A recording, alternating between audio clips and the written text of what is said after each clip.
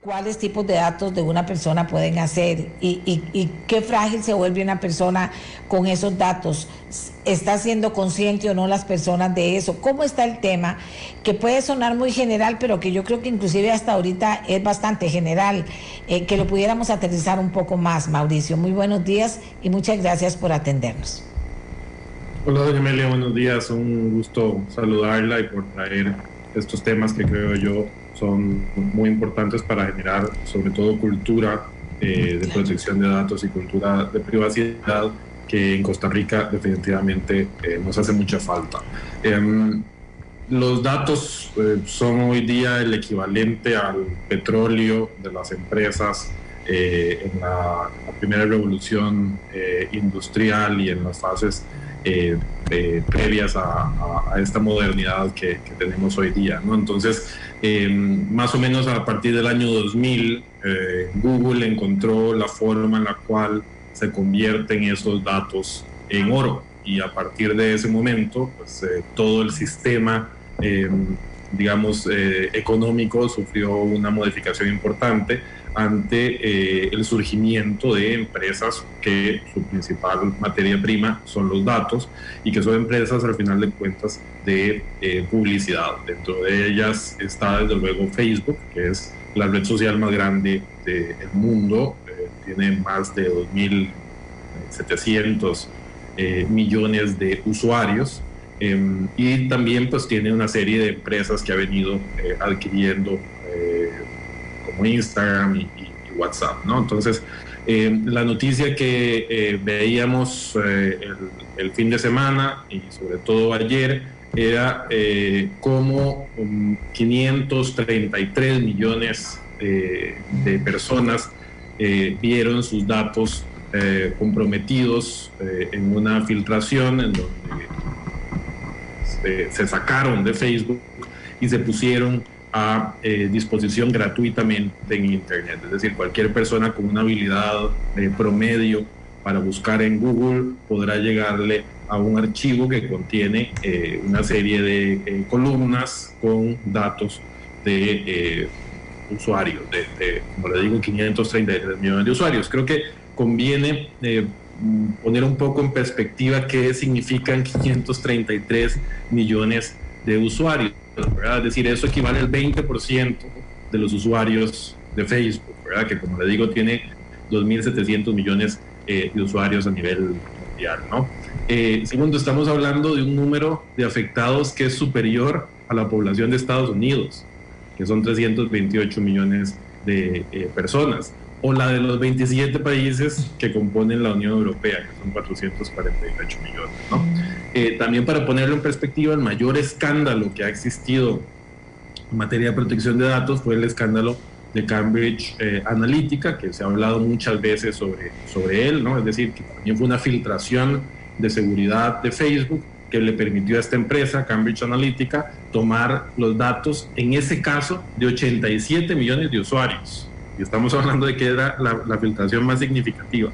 Y por esa filtración, Facebook terminó siendo condenado a pagar en Estados Unidos $5.000 millones, y en el Reino Unido también le pusieron una multa de $500,000 por 87 millones de usuarios. Estamos hablando en este caso de 533 millones de usuarios. Y Cambridge Analytica tuvo incidencia, que hay cantidad importantísima de información y libros incluso, de cómo esa brecha de seguridad, el acceso que tuvo esta empresa a estos datos terminó influyendo en las elecciones de Estados Unidos del año 2016 y en el referéndum del Brexit en la Unión Europea, o en el Reino Unido en el año también 2016, ¿no?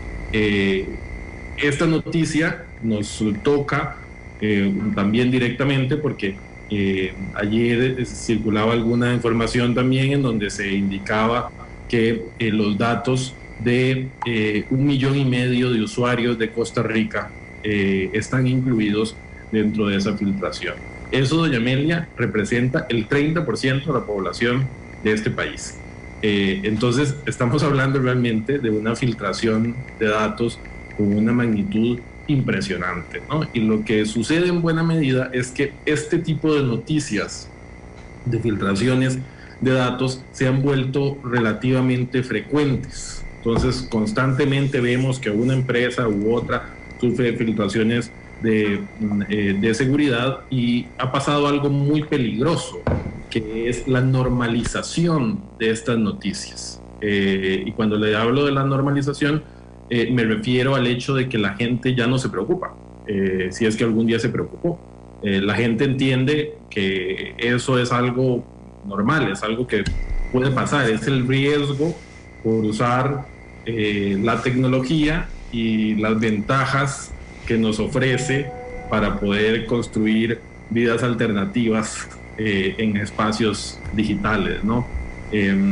Y eso está muy mal, ¿no? Porque realmente si usted hace el equivalente en la vida analógica, ¿no?, a este tipo de situaciones, imagínese lo que sería, por ejemplo, que físicamente entre un grupo delictivo a un banco y robe los datos físicos o robe el dinero de esta cantidad de personas, ¿no? Desde luego ahí estaría clarísimo, todo el mundo tendría muy claro la comisión de un hecho ilícito, y probablemente la gente estaría muchísimo más preocupada. Pero lo que sucede es que este tipo de brechas de seguridad no dejan huella, no dejan una cicatriz, no nos duelen, no tienen una incidencia directa y sensible en nuestro cuerpo, en nuestro día a día, salvo cuando se convierten en amenazas reales, es decir, cuando a alguien le terminan vaciando la cuenta bancaria en una estafa, a alguien comienzan a realizar la extorsión o estafas haciendo uso de estos datos, ¿no? Es hasta ese momento, que ya es demasiado tarde, en donde se materializan esos riesgos que muchas veces la gente menosprecia, ¿no? Y también lo que sucede es que hay poca información de cuál es el alcance real de estas filtraciones y sobre todo del uso que se puede hacer de estos datos. En este caso en concreto, los datos son bastante peligrosos porque contienen no solamente el nombre completo de los usuarios, sino que contienen además el número de teléfono asociado a la cuenta de Facebook, y en algunos casos, que las noticias dicen son los menos, también contienen el correo electrónico, y contienen otra información, contienen, por ejemplo, si la persona ha incluido en la red social cuál es su situación sentimental, por ejemplo, eso lo incluye algunos datos relacionados con la biografía de la persona, es decir, la descripción que las personas indican en la red social, ¿no? Y todos estos datos están allí a disposición de todo el mundo.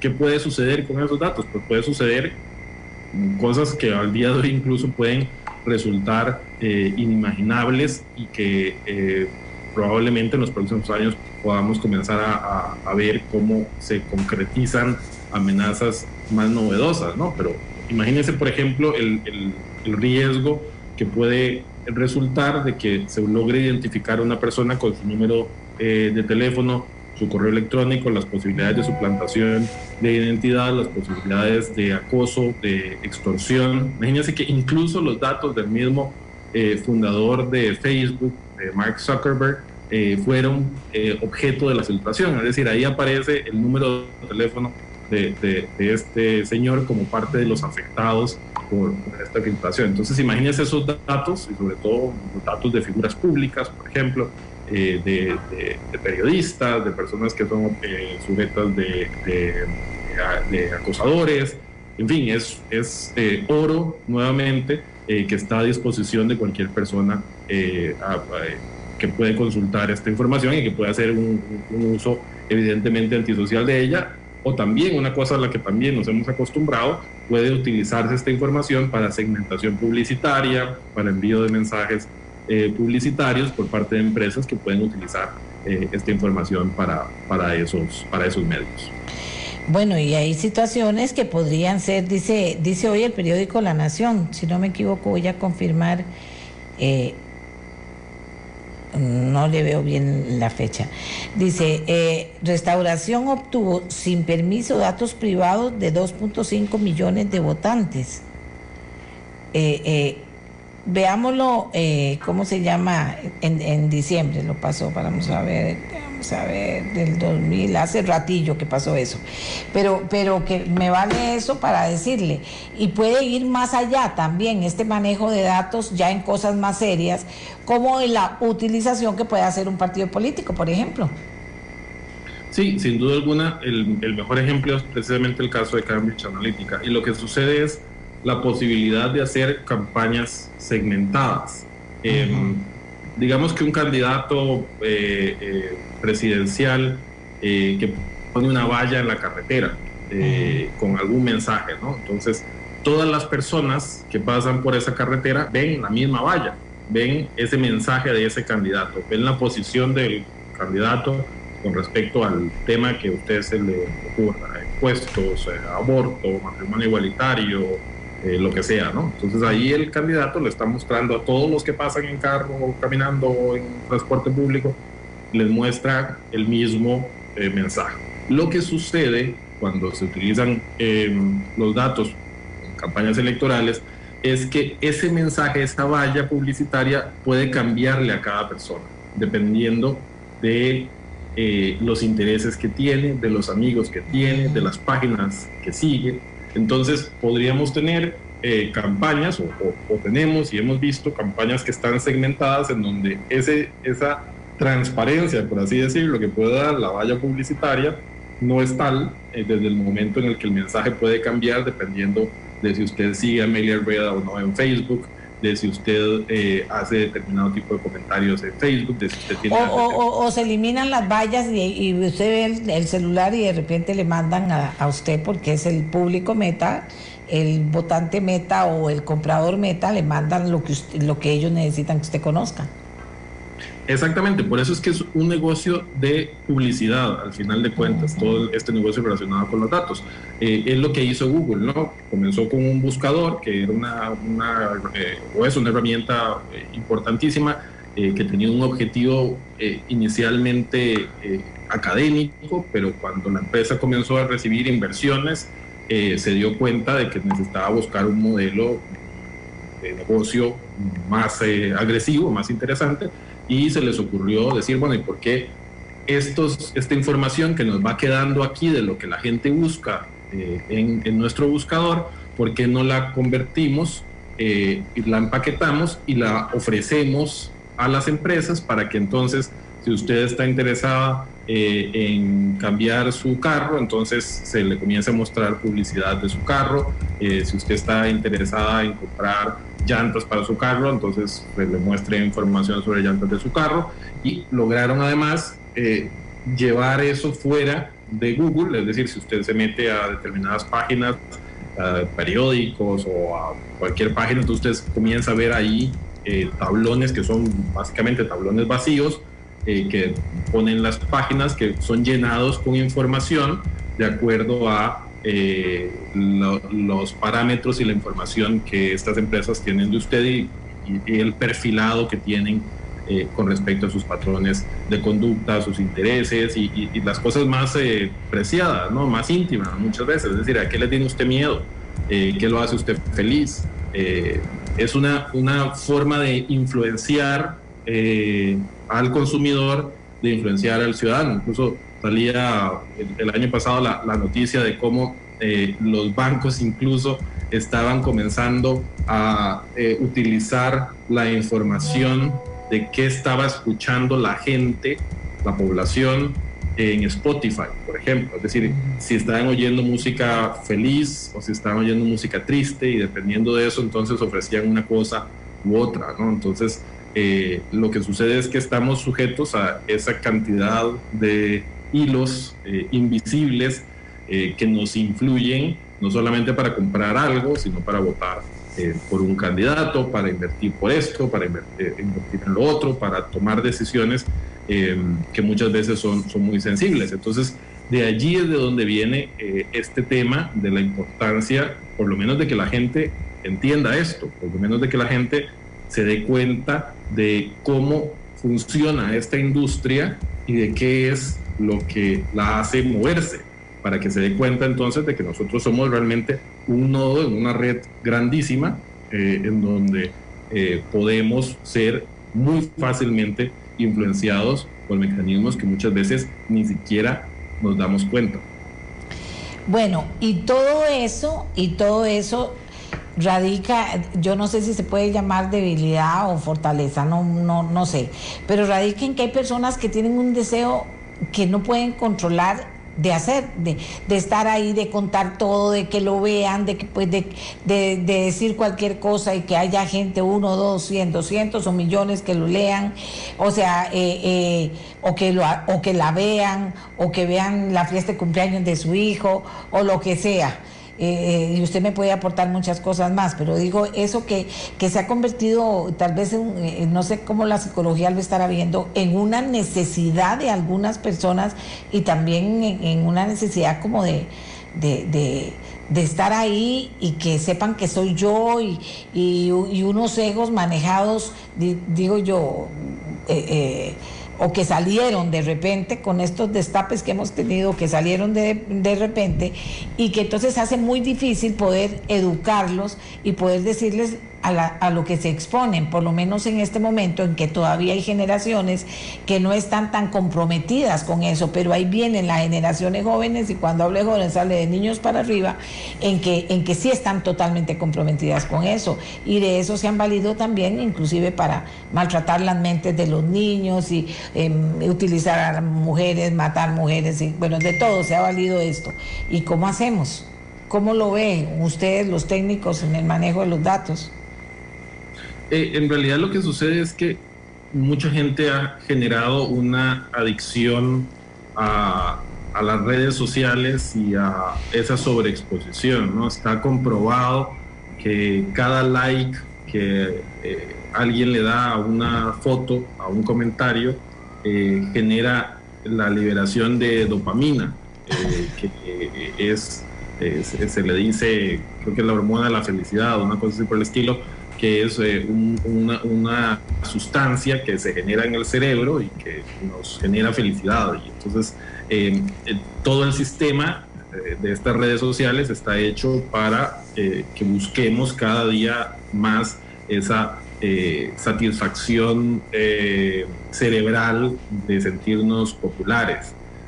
Bueno, si lo trataron bien, y si no recibe un like, si recibe lo contrario.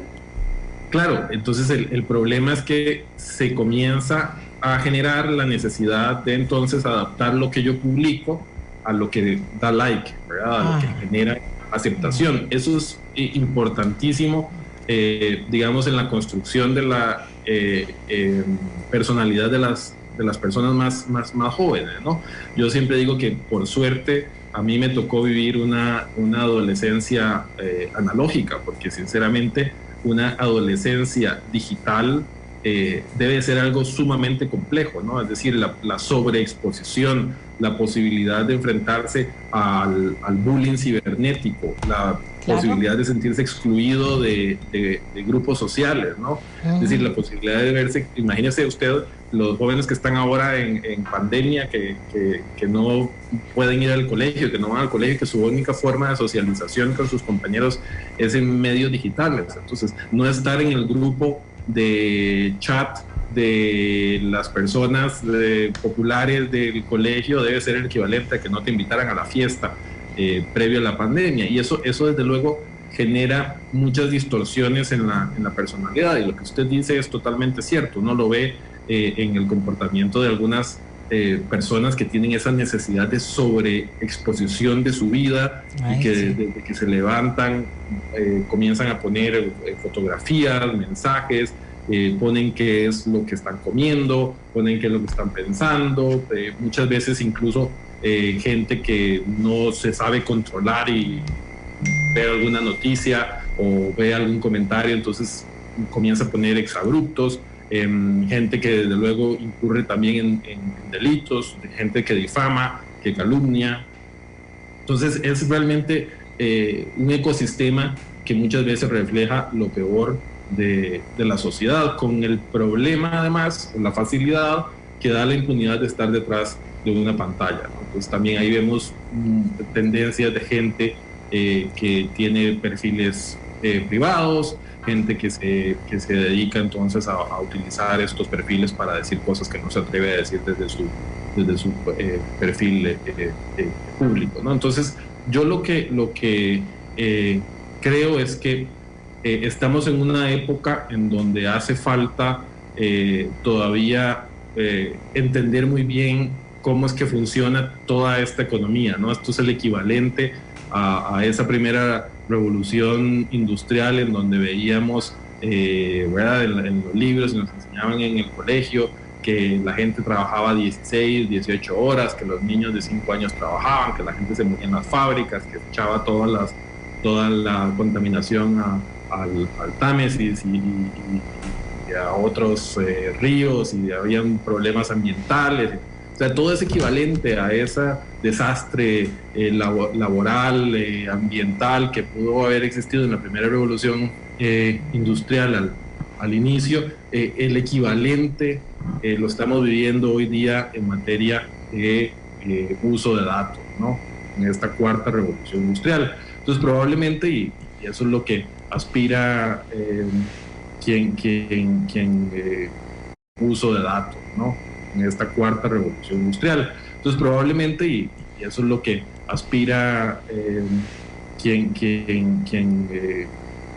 considera que todavía la privacidad es un valor importante en la sociedad, probablemente en unos años, si esta batalla por la privacidad se logra ganar, cuando se vea en la historia para atrás, se va a decir, puña, qué terrible eran esos tiempos en donde se daba este tipo de situaciones, en donde la gente estaba adicta a las redes sociales, estas situaciones en donde además los datos incluso sensibles se comercializaban por la libre, y un poco esas son las discusiones y las tendencias que, sobre todo, digamos, en los países que tienen la capacidad de poner regulaciones efectivas, se están comenzando a hacer, ¿no? Sobre todo en Europa, que es el lugar en donde pues se está tratando de poner en cintura con mayor éxito a este tipo de plataformas y este tipo de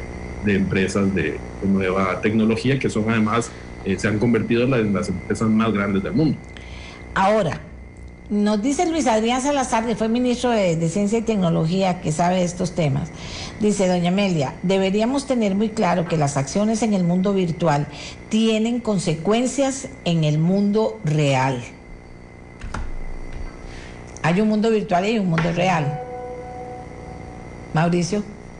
Sí, desde luego, y sobre todo también creo que a mí lo que más me interesa siempre es la educación que se le debe generar a las personas más jóvenes sobre estos temas, ¿no? Y sobre todo el hecho de que la gente entienda que estos aparatos, los teléfonos celulares, son aparatos peligrosos. Así como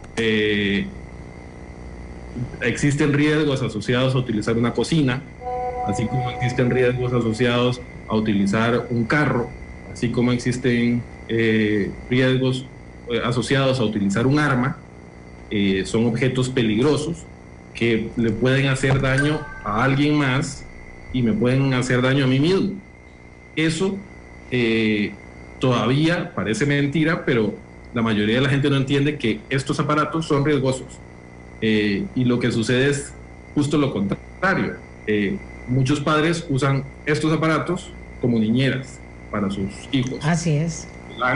Desde buena mañana, incluso muchas veces a edades muy tempranas ya tienen su propio teléfono celular sin supervisión.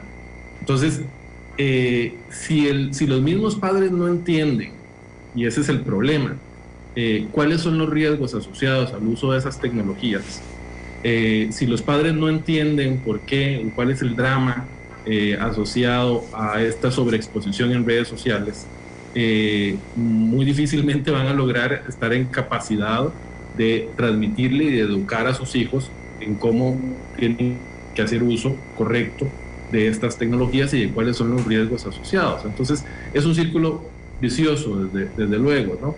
Y uno lo ve, y hay muchísimos casos en donde ya se han comenzado incluso a poner multas y decisiones de autoridades reguladoras de protección de datos asociadas a esa sobreexposición que realizan los padres con respecto a sus hijos, ¿no?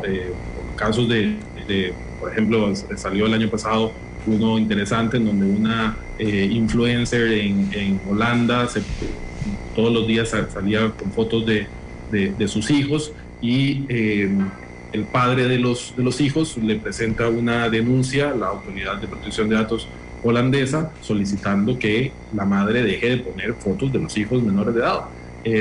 Y efectivamente le giran una orden y le ponen una multa a la señora de que no puede hacer uso de la imagen de sus hijos porque esa identidad digital de los hijos la construyen ambos padres. Entonces se han dado muchos casos de padres, por ejemplo, divorciados, en donde un padre sobreexpone a sus hijos y el otro no está de acuerdo con eso, y entonces se presentan denuncias, y la lógica siempre es que la imagen del menor debe de preservarse. Y eso uno lo comienza a ver ahora con la campaña política. A eso iba. Don Mauricio, bueno, decimos, si yo estoy en Facebook y si yo me sobreexpongo y todo, pues soy la responsable. Pero estaba pensando en un pad que algunas personas me hablan y todo. ¿Y qué pasa cuando esos datos no los...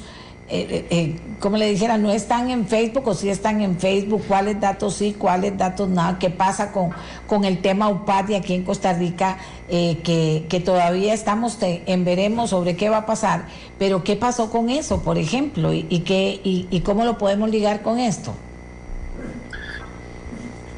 Los datos que existen o que puedan estar en una red social dependen de la alimentación que haga cada usuario de esos datos, ¿no?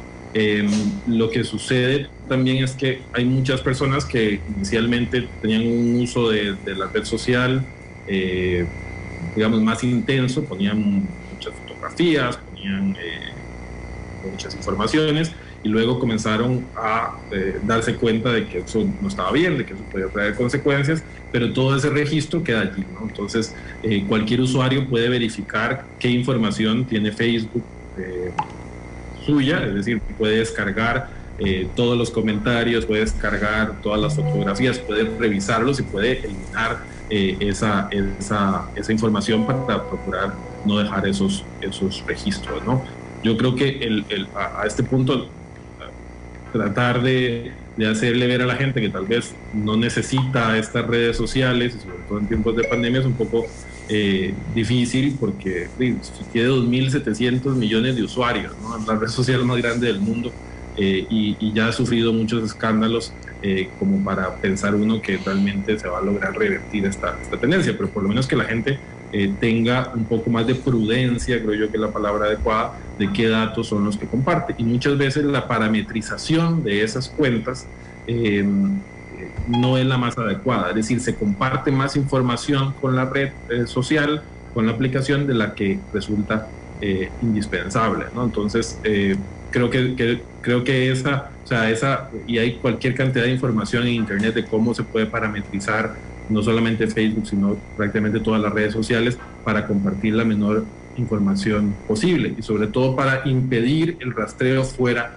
de la página, que es, digamos, lo que es más preocupante. La mayoría de las personas tienen la parametrización de su cuenta, que permite que Facebook los persiga por medio o fuera de la red, por medio, no sé, usted entra a cualquier página y usted se da cuenta de que le sale un botón con su foto que le dice me gusta, y entonces usted no está en la página de Facebook, usted está en la página de un periódico, por ejemplo, y entonces lo que sucede ahí es que usted tiene habilitada la posibilidad de que Facebook lo vaya rastreando por todas las páginas que usted visita. Entonces a mucha gente le podrá parecer súper cómodo poder hacer comentarios directamente, poder dar likes ahí, fuera del entorno de la aplicación, pero lo que sucede es que al final de cuentas lo que está haciendo es generándole una serie de informaciones a la red social que luego son utilizadas para parametrizar. Usted hablaba del tema de UPAD.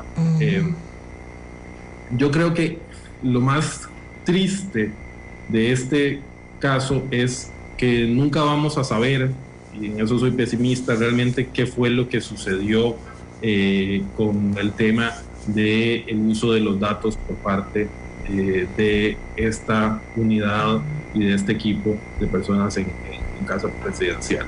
Creo que ha quedado en evidencia la incapacidad institucional que tiene el país para lograr afrontar este tipo de riesgos, es decir, la incapacidad también técnica de poder hacer unas investigaciones adecuadas relacionadas con este asunto, ¿no? Yo creo que al final de cuentas, sinceramente, el asunto va a quedar en nada, es decir, probablemente saldrá las recomendaciones de la comisión de la UPAD, que serán, pues, probablemente irán en la línea de sentar responsabilidades políticas. Todos sabemos qué pasa con esos informes. Ayer vimos uno que se aprobó por la Asamblea Legislativa. La incidencia que eso pueda tener realmente en la decisión de voto de las personas lo tendremos que ver en las próximas elecciones. Desde el punto de vista del caso penal, sinceramente me parece que la Fiscalía no tiene los conocimientos, el equipo y la capacidad de poder hacer una investigación en datos suficiente y exhaustiva, y probablemente el tema terminará en nada desde el punto de vista del delito asociado a la violación de datos personales. No sé si los otros delitos que se podrían haber cometido terminarán prosperando. No, pero al final de cuentas, de la comparecencia del presidente, también vimos cómo no se sabe en dónde están esos datos, no se sabe qué sucedió con esos datos. Al día de hoy, uno de los problemas principales que había era la posibilidad de acceder a datos personales contenidos, por ejemplo, en la base de datos del CINERV por parte de la Casa Presidencial. Y al día de hoy nadie puede decir si esos datos o si esos convenios siguen vigentes, si se permite seguir consultando esos datos desde la Casa Presidencial, que no tendría razón de ser de por qué realizar esas consultas, y la institucionalidad quedó en nada. La Fiscalía pues está haciendo su investigación, pero al parecer nadie ha tomado medidas efectivas para garantizar que el acceso a esa información haya cesado, de dónde están esos datos, si se eliminaron adecuadamente o no se eliminaron adecuadamente. Tenemos una agencia de protección de datos que está metida debajo de una piedra y no hace nada. Y entonces al final de cuentas el problema es cómo estas cosas suceden y no hay consecuencias. Yo lo que esperaría es que por lo menos de esta experiencia y sobre todo del interés que despertó en un alto, creo yo, porcentaje de la población, tengamos por lo menos el impulso político para aprobar reformas legislativas que den un marco normativo claro y adecuado para que estas cosas no vuelvan a pasar. Yo creo que eso sería, digamos, del ahogado del sombrero y del sombrero el lazo. Y sería ese un marco regulatorio adecuado y esas reformas para que el día de mañana estas cosas, si vuelven a suceder, entonces sí haya mecanismos y sí haya reglas que permitan entonces que se sientan las responsabilidades. Y la gente dice, ¿cómo saber si mis datos están o no están ahí? Sí, o sea, cuando todo esto sucedió, uno de los temas era la posibilidad de tener acceso a los datos, y en eso la ley es muy clara. Es decir, usted como titular de sus datos puede presentar un derecho de acceso a cualquier entidad pública o a cualquier empresa privada o a cualquier incluso persona física que tenga que realice tratamiento de datos personales. Usted puede presentar esa solicitud por escrito, incluso en la página de la Agencia de Protección de Datos hay un formulario para ello, y usted le presenta. De hecho existe hoy día la posibilidad, existía en su momento, de presentarle una solicitud a la Casa Presidencial diciéndole, por favor, dígame qué datos tiene usted míos. Y la ley dice, tienen 5 días para responder. Si no le responden, pues puede haber ya un procedimiento sancionatorio y una multa. La verdad es que yo siento que nadie hizo eso, no tengo conocimiento de que nadie haya realizado esa solicitud. En buena medida, ¿por qué? Porque todo el mundo asume que le van a mentir, que le van a decir, no tengo datos suyos, ¿verdad? Pero bueno, sí, ya ese es un problema de otra naturaleza, pero la posibilidad de tener acceso y tener una respuesta escrita, al menos está prevista en la legislación y teóricamente es posible que eso se realice. Muchísimas gracias a Mauricio París. Él es abogado especialista, usted lo notó muy bien, en datos y en protección de datos. Así que le agradecemos mucho porque hemos aprendido durante este rato, hemos aprendido mucho.